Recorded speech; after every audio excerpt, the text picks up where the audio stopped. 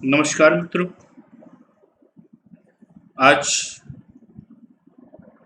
हम लोग फिर से एक बार पुनः संविधान में मुख्य परीक्षा की class GS second paper UPSC and PSC mains exams की क्लास चल रही है।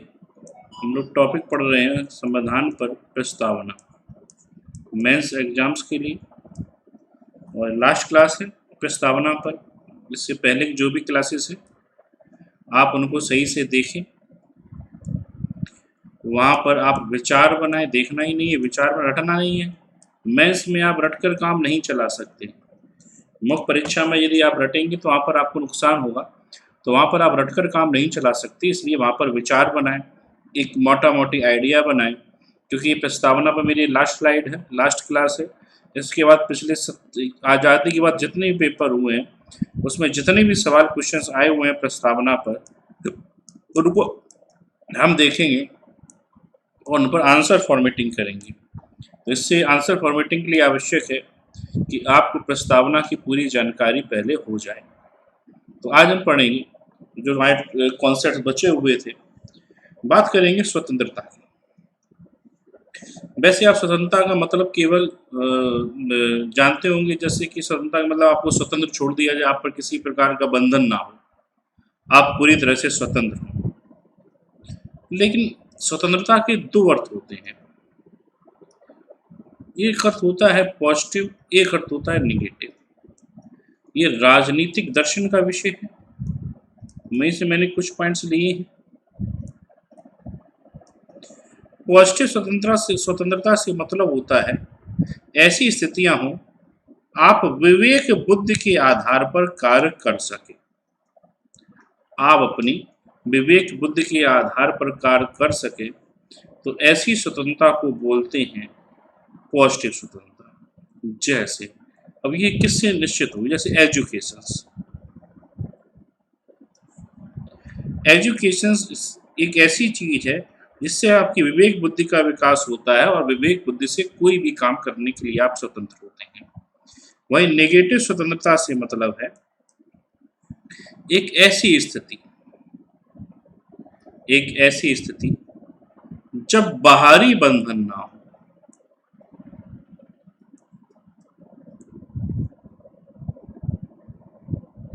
ये दोनों एक दूसरे से आपस में इंटरलिंक है। जैसे इसको ऐसे समझा सकता है, जैसे प्रेजेंट टाइम में लॉकडाउन चल रहा है। अब लॉकडाउन में आपकी बाहरी बंधन तो है ही कि आप घर से बाहर नहीं निकल सकते। अब आप विवेक बुद्धि के आधार पर भी काम नहीं कर सकते अधिकांशतः। हाँ, आपको पढ़ाई करनी, आप पढ़ सकते हो विवेक बुद्धि के आधार पर, लेकिन आप बाहर नहीं निकल सकते। तो पॉजिटिव निगेटिव दो आधार पर स्वतंत्रता को बांटा गया है। एक बाहरी बंधन से मुक्त की बात है, एक आंतरिक बंधन से मुक्त की बात है। जैसे आपने लोगों को अधिकार दिए, मौलिक अधिकार, वो भी स्वतंत्रता से संबंधित। आर्टिकल 14 से लेकर आर्टिकल 19 तक, आर्टिकल 19 से लेकर आर्टिकल 22 तक, 19 से लेकर 22 तक जो स्वतंत्रता के अधिकार संविधान के मौलिक अधिकार में दिए गए, तो वहां पर क्या है, जैसे आर्टिकल 19 में जो स्वतंत्रताएं दी गई, बोलने की आज़ादी, घूमने की आज़ादी, तो ये सारी आज़ादी जो कई प्रकार की आज़ादी दी गई है, संघ बनाने की आज़ादी, सम्मेलन करने की आज़ादी, आजीविका अपनाने की आज़ादी, ये मनुष्य के व्यक्तित्व के विकास के लिए क्या है, अत्यधिक इम्पोर्टेंट है। अब स्वतंत्रता क्या है, एक एक कह सकते हो विभेदकारी विशेषता है, बहुत इंपॉर्टेंट विशेषता है। किसी भी डेमोक्रेटिक कंट्री में, कोई भी लोकतांत्रिक देश है, तो वहां पर स्वतंत्रता अति महत्वपूर्ण चीज है, या अति महत्वपूर्ण अवधारणा है, अति महत्वपूर्ण कॉन्सेप्ट है। बोला गया है कि अगर एक पर्सन, जैसे जो वाक या बोलने की आज़ादी होती है, बोलने की आज़ादी व्यक्ति के विकास से जुड़ी हुई है, व्यक्ति के विकास यानी व्यक्तित्व के विकास से जुड़ी हुई है। बोला जाता है जैसे एक पर्सन है और एक समुदाय है, कई सारे लोग हैं, अगर ये पर्सन की बात इन समुदाय से अलग है तो इसकी भी बात सुनी जानी चाहिए। अगर ये गलत होगा तो इसे सही दिशा मिलेगी, और अगर ये सही है तो समुदाय को सही दिशा मिलेगी। तो क्या होता है, व्यक्ति के विकास से, व्यक्तित्व के विकास से जुड़ी हुई बात है। और स्वतंत्रता ही वो तत्व है जो उदारवाद, जो आपकी राजनीतिक विचारधाराएं हैं, उदारवाद व साम्यवाद की, उस जहाँ उदारवाद में स्वतंत्रता को अतिशय, यानी स्वतंत्रता को पर अधिक बल दिया गया है, वहीं साम्यवाद में किस पर बल दिया गया है, समानता पर। तो स्वतंत्रता, एक कह सकते हो कि डेमोक्रेटिक व्यवस्थाओं में स्वतंत्रता एक ऐसा तत्व है जिसको छीना नहीं जा सकता। राजतंत्र और लोकतंत्र में ये बहुत बड़ा डिफरेंस था। राजतंत्र में व्यक्ति स्वतंत्र नहीं था, व्यक्ति के केवल कर्तव्य होते थे, अधिकार नहीं होते थे। वहीं डेमोक्रेटिक सिस्टम में, लोकतांत्रिक देश में, व्यक्ति का अधिकार है स्वतंत्र होना, राज इसकी स्वतंत्रता नहीं छीन सकता। लेकिन ये स्वतंत्रता आप निर्बाध नहीं है,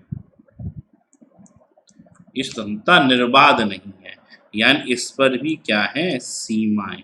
सीमाएं होना आवश्यक भी है, क्योंकि आबादित स्वतंत्रता, मान लो एग्जाम में सवाल आ जाए, आबादित स्वतंत्रता स्वतंत्रता की हत्या है। तो ये बात आपको समझ में आ गई होगी। अगर मान लो आप स्वतंत्र हैं और अन्य लोग भी स्वतंत्र हैं, लेकिन उनकी स्वतंत्रता वहां तक सीमित है, उस स्वतंत्रता पर मर्यादाएं आरोपित हैं कि वो आपकी स्वतंत्रता का, यानी एक व्यक्ति किसी अन्य की स्वतंत्रता का हनन ना कर दे। इसीलिए स्वतंत्रता की सुरक्षा के लिए डेमोक्रेटिक व्यवस्थाएं आई, लोकतांत्रिक व्यवस्थाएं आई, राज्य जैसी संस्थाएं आई। तो स्वतंत्रता, बाकी चीजें आपको पता है, आर्टिकल 19 से लेकर 22 तक में दी गई, वहाँ मौलिक अधिकार में हम लोग पढ़ेंगे ही पढ़ेंगे। तो स्वतंत्रता एक प्रमुख तत्व है। पहले लोग स्वतंत्र नहीं थे बहुत सारे काम करने के लिए, जैसे शिक्षा का अधिकार, जैसे महिलाओं की स्वतंत्रता की आज बात चल रही है। तो एक प्रकार से स्वतंत्रता को भारतीय संविधान की प्रस्तावना में शामिल किया गया है, और स्वतंत्रता को संविधान के मौलिक ढांचे का, संविधान के बेसिक स्ट्रक्चर का हिस्सा भी माना गया है, और स्वतंत्रता को किसी भी कीमत पर नहीं छीना जा सकता। और स्वतंत्रता किसी भी लोकतांत्रिक पद्धति को सही रूप से चलाने के लिए क्या आवश्यक है, अति आवश्यक है। अगर मान लो आप स्वतंत्र ही ना हो, तो फिर क्या आपके पास जो लोकतांत्रिक अधिकार हैं वो क्या रहेंगे, नहीं रहेंगे। स्वतंत्रता स्वयं में एक महत्वपूर्ण अधिकार है, और किसी भी देश को चलाने के लिए ये बहुत ही महत्वपूर्ण तत्व है, इसको किसी भी कीमत पर छीना नहीं जा सकता। संविधान की प्रस्तावना के साथ मौलिक अधिकारों में भी स्वतंत्रता के अधिकार दिए गए हैं।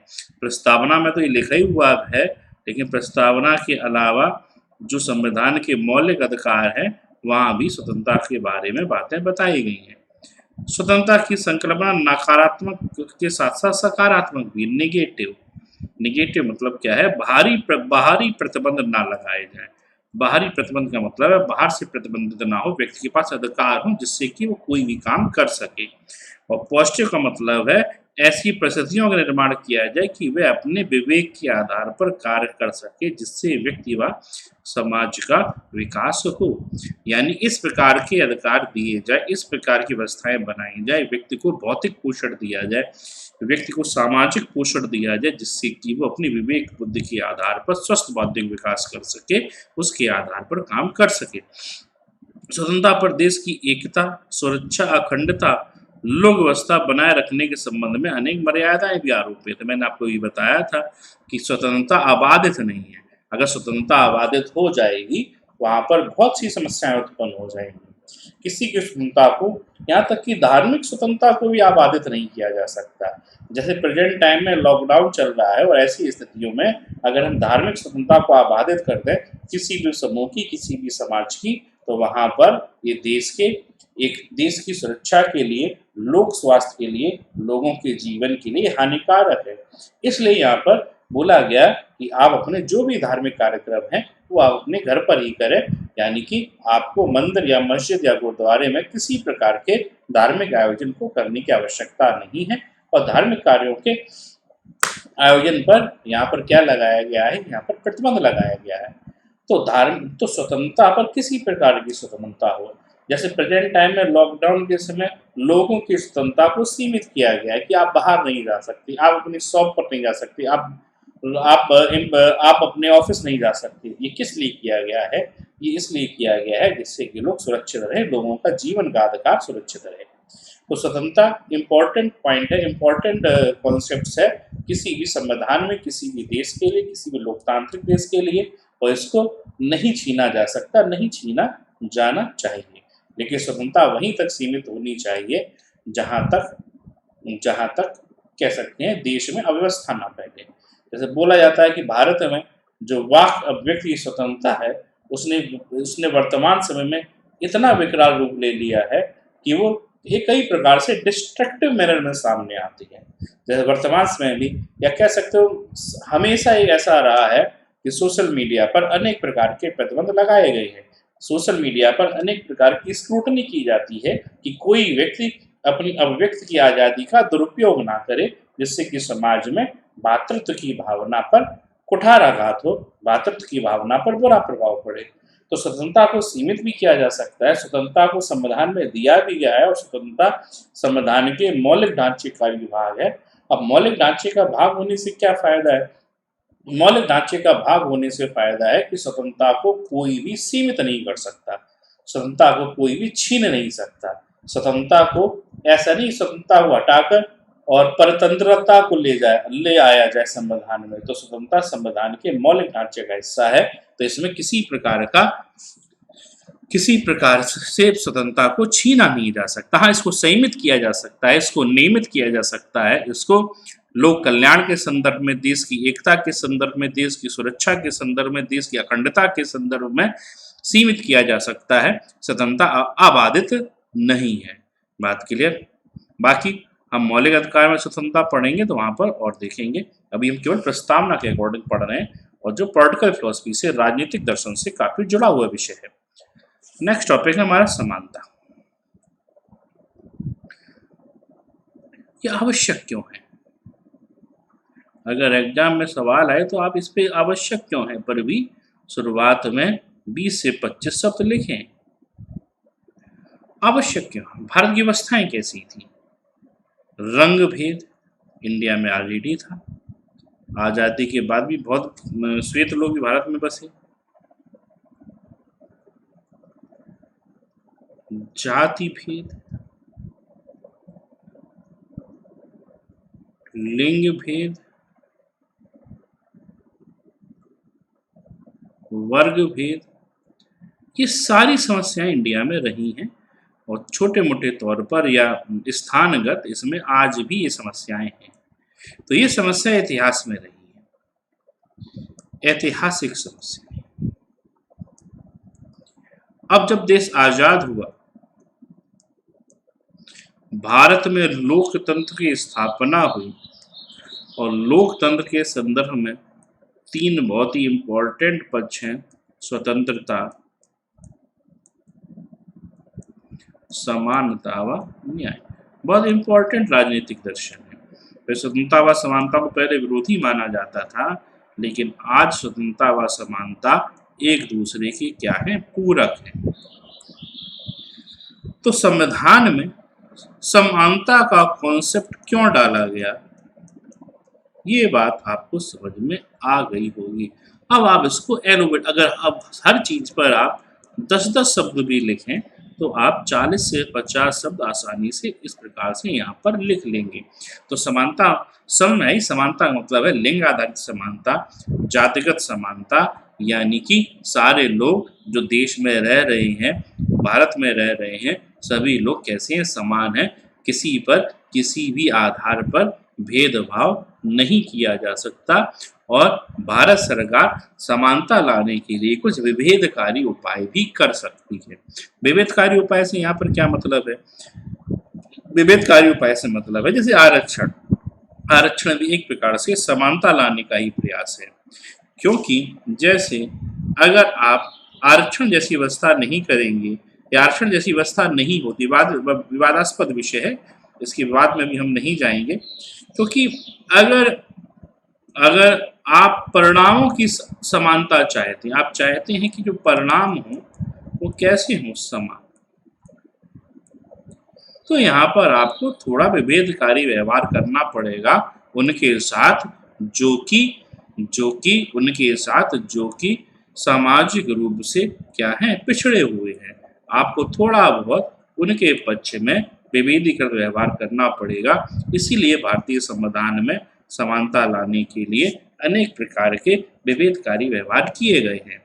उसी हिसाब से भारत के जो आर्टिकल है, आर्टिकल 14 से लेकर 18 तक में समानता संबंधी प्रावधान है, जो कि मौलिक अधिकारों में देखेंगे ही। जैसे आर्टिकल 14 में लिखा हुआ विधि के समक्ष समानता, 15-16 में भी समानता है, 17-18 अस्पृश्यता उपाधियों का। अब अगर हम बात करें, अब कुछ बातें हैं जो आपको पता, भारत में लिंग आधारित समानता दी गई है कि आर्टिकल 15 में लिखा हुआ है कि लिंग आधारित समानता होनी चाहिए, लिंग के आधार पर कोई भेदभाव नहीं होगा। तो समानता क्या है, संविधान के जो उद्देश्य का है, प्रस्तावना का है, उसका आधारभूत सिद्धांत है। प्रस्तावना का ये क्या है, आधारभूत सिद्धांत।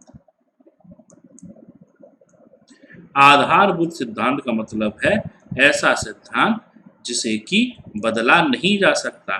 कोई भी सरकार आ जाए, संविधान संशोधन के द्वारा समानता जैसे कॉन्सेप्ट को नहीं हटा सकती। बात क्लियर। तो समानता आवश्यक क्यों है, समानता लाई गई, इसका इम्पैक्ट क्या पड़ेगा। अगर एक ऐसा समाज होगा, एक ऐसा देश होगा जिसमें सभी समान होंगे, तो ऐसे देश में जो लोकतांत्रिक वैल्यू है, लोकतांत्रिक मूल्य है, सही से पनप सकेंगे। सही से पनप सकेंगे का मतलब है ऐसे देश में वास्तव में व्यवहारिक लेवल पर लोकतंत्र, लोकतांत्रिक मूल्य, लोकतांत्रिक संस्कृति, लोकतांत्रिक जीवन शैली स्थापित होगी। बात क्लियर। अब से मान लो समानता पर आपको लिखना हो 150 शब्द, तो पहले लिखेंगे ये लाई क्यों हुई, फिर लिखेंगे संवैधानिक प्रावधान यानी प्रस्तावना से लेके मौलिक अधिकार तक, फिर लिखेंगे समानता का महत्वपूर्ण क्यों है या फिर इसका इम्पैक्ट क्या है। अब यहाँ पर एक चीज मैं आपको और बताऊंगा कि समानता व स्वतंत्रता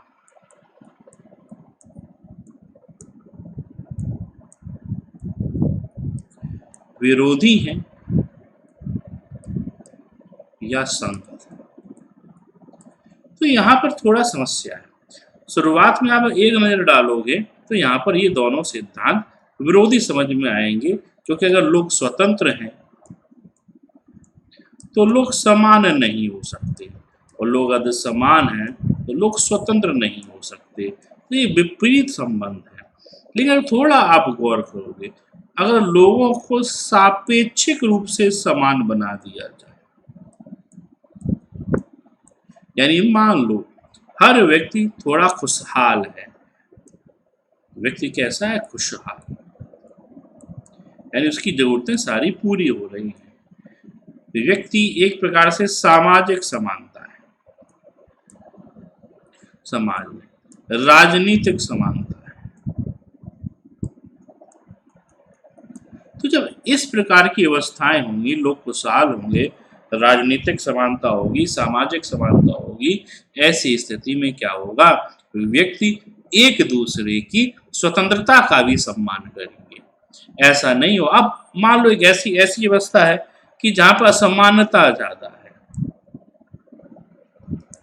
एक ऐसा समाज है जहां पर असमानता ज्यादा है, वहां पर किसी अन्य की स्वतंत्रता भी सुरक्षित रहे ऐसा आवश्यक नहीं है। क्योंकि जब असमानता होगी तो असंतोष होगा, असंतोष होगा तो असंतोष के आधार पर समूह निर्माण होगा, और जब समूह निर्माण होगा तो एक समूह दूसरे समूह के खिलाफ जा सकता है, दूसरे समूह का विरोधी हो सकता है, और ऐसी स्थिति में एक समूह के द्वारा दूसरे समूह की स्वतंत्रता को व अन्य अधिकारों को सीमित या समाप्त किया जा सकता है। और एक ऐसा समाज है जहाँ पर समानता है, सापेक्षिक समानता है, लोग मूलभूत चीज़ों की सुलभता की दृष्टि से समान है, सामाजिक भेदभाव नहीं है, राजनीतिक भेदभाव नहीं है, तो ऐसी स्थिति में स्वतंत्रता का भी सम्मान होगा, यहाँ पर लोग एक दूसरे की स्वतंत्रता का, एक दूसरे के अधिकारों का सम्मान करेंगे। बात क्लियर? यहाँ तक आप समझ में आपको आ गई होगी। मुख्य परीक्षा में पूरा विचारात्मक है। तो प्रारंभिक परीक्षा और मुख्य परीक्षा के पैटर्न में अंतर होता है पढ़ने पढ़ाने में, और इसीलिए शायद क्योंकि ऑनलाइन प्लेटफॉर्म, ऑनलाइन जितने भी प्लेटफॉर्म हैं और जो कोचिंग संस्थान है, उन्होंने पैटर्न को पूरी तरह से गड़बड़ा दिया है, क्योंकि केवल प्री के इफेक्ट की तरफ बच्चे का ध्यान जाता है और विचारात्मक स्तर पर स्टूडेंट्स कमज़ोर हो रहा है, और स्टूडेंट को कमज़ोर होने की वजह से रिजल्ट्स लगातार प्रभावित होता है। तो यहाँ पर दोनों की तैयारी में बहुत डिफरेंस है। मेंस की तैयारी सबसे इम्पोर्टेंट होती है, मैं कई बार बता चुका हूँ। अब बात करेंगे बंधुत्व की। बंधुत्व होना आवश्यक है, इसमें ज़्यादा पढ़ाने की आवश्यकता है नहीं। बंधुत्व की क्यों नहीं है आवश्यकता? क्योंकि भारत में क्या है, अलग अलग समुदाय के लोग थे, विभिन्न संस्कृतियाँ, विभिन्न रिलीजन 1, रिलीजन 2, रिलीजन 3। बाद में नॉर्थ ईस्ट जाओगे, बहुत सारे एथनिक ग्रुप हैं, और आप जाएंगे भारत में बहुत सारी जनजातियां हैं, एसटी, बहुत सारी, उनकी संस्कृतियां अलग, कल्चर अलग। तो भारत में क्या है, बहुत सारी विविधता है। अब विविधता में हमें दो चीज़ें हो सकती हैं, या तो आपस में विवाद की स्थिति हो, या आपस में संयुक्तता की स्थिति हो। तो ऐसी स्थिति में संविधान में बंधुत्व जैसा कॉन्सेप्ट डाला गया कि हम लोग किस प्रकार की भावना रखेंगे, हम लोग बंधुत्व की भावना रखेंगे, क्यों आवश्यक है। अब यही आपको कनेक्ट करते चले जाना, आपको जब लिखना होता है आंसर कनेक्ट करते जाना कि आवश्यक क्यों है, बता देना आवश्यक क्यों। भारत इतनी सारी जाति, इतने सारे धर्म, इतने सारे कल्चर, इतनी जनजातियाँ, इतने एथनिक ग्रुप, अब इसलिए बंधुत्व डाला गया। बंधुत्व से क्या होगा, लोगों के बीच जब बंधुत्व होगा तो इसका इम्पैक्ट भी क्या पड़ेगा, देश का विकास, देश में शांति, सुरक्षा, एकता, समग्र विकास, ये सारी चीज़ें आएंगी। बात क्लियर? तो इसको आप थोड़ा पढ़ लें। अब बात करेंगे प्रस्तावना के महत्व की। जितना भी आपने पढ़ा है इसको आप थोड़ा गौर करेंगे और यहाँ पर थोड़ा समझने का प्रयास करेंगे तो महत्व क्या है। प्रस्तावना क्या एक प्रकार से सार है। बोला गया प्रस्तावना संविधान का क्या है, सार है। यह संविधान के दृष्टिकोण पत्र है और रूप में अपने आप को। सार का मतलब क्या है, इसमें वो सारी बातें दी गई हैं जिसमें जो कि पूरे संविधान में लिखी हुई हैं। यानी एक प्रकार से संविधान का दृष्टिकोण पत्र एक दर्शन, एक फिलॉसफी है, और इस फिलॉसफी और प्रेजेंट टाइम में प्रस्तावना को संविधान के माना जाता है। इसके दर्शन के परिप्रेक्ष्य में हम व्याख्या कर सकते हैं, विवादों का निपटारा कर सकते हैं। एक प्रकार से ये प्रगतिशील आदर्श है। इसमें प्रस्तावना में क्या है, जितने भी आपने आदर्श पढ़े हैं वो सारे आदर्श कैसे प्रगतिशील हैं। प्रगतिशील मतलब नवीन आदर्श है, नवीन राजनीतिक आदर्श हैं, जो व्यक्ति के अधिकारों से जुड़े हुए हैं, जो देश के अधिकारों से जुड़े हुए हैं, जो देश के विकास से जुड़े हुए हैं। ये आदर्श संविधान को क्या कर रहे हैं, सार्थकता प्रदान कर रहे हैं। प्रस्तावना और नीति आदर्श संविधान के उद्देश्यों को स्पष्ट करते हैं। संविधान का उद्देश्य क्या होना चाहिए, लोकतांत्रिक समाजवाद की स्थापना। संविधान का उद्देश्य क्या होना चाहिए, पद निरपेक्षता की स्थापना। संविधान का उद्देश्य क्या होना चाहिए, बंधुत्व, समानता, स्वतंत्रता, जितनी भी चीजें हैं सब संविधान के क्या है, उद्देश्य है। इस देश को क्या माना गया है, मौलिक ढांचा। मौलिक ढांचे का मतलब क्या है, इसमें किसी प्रकार का चेंज या परिवर्तन नहीं लाया जा सकता, यानी कोई भी सरकार इसके महत्व को नष्ट नहीं कर सकती। अब प्रस्तावना में निहित लोक संप्रभुता की अवधारणा। सर्वोच्च बिंदु क्या है, भारत की जनता। ये हमने आपको पढ़ा दिया है, पिछली स्लाइड में देखें। प्रस्तावना अति महत्वपूर्ण भूमिका अदा करती है, यहाँ तक कि मौलिक अधिकार तथा निदेशक सिद्धांतों के बीच किसी प्रकार के विवाद हो जाए तो क्या मौलिक अधिकार निदेशक तत्वों की बात नहीं, इसको और यहाँ से विस्तारित कर लें, जितना लिखा उसको और विस्तारित करें। संविधान के किन्हीं प्रावधानों में, अगर संविधान के किन्हीं भी प्रावधानों में आर्टिकल में विवाद की स्थिति उत्पन्न हो जाए तो उसको विवाद को हम किसके प्रकाश में देखेंगे, उस हम विवाद को निपटारा करेंगे प्रस्तावना के प्रकाश में। प्रस्तावना के उद्देश्यों को हम सामने रखेंगे और विवादों को और उन विवादपूर्ण स्थितियों को हम निपटाने का क्या करेंगे, प्रयास यहाँ पर करेंगे। अब बोला गया उच्चतम न्यायालय के द्वारा विभिन्न वादों केसों आदि के तहत प्रस्तावना के महत्व में क्या हुई है, वृद्धि हुई है। ये बहुत इंपॉर्टेंट सवाल है, हो सकता है यूपीपीसीएस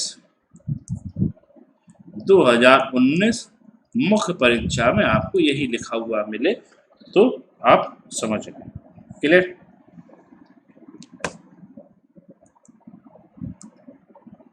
चैनल को सब्सक्राइब करें, शेयर करें, लाइक करें और कमेंट करें। जो भी चीज़ समझ में ना आए, इसके आगे हम लोग क्वेश्चंस देखेंगे मुख्य परीक्षा के। अब प्री पढ़ ही रहे हैं, भूगोल ज्योग्राफी चालू की है, हम लोग भूगोल और संविधान कंटिन्यू पढ़ेंगे, उसके बाद कुछ आगे प्रक्रिया बढ़ाएंगे।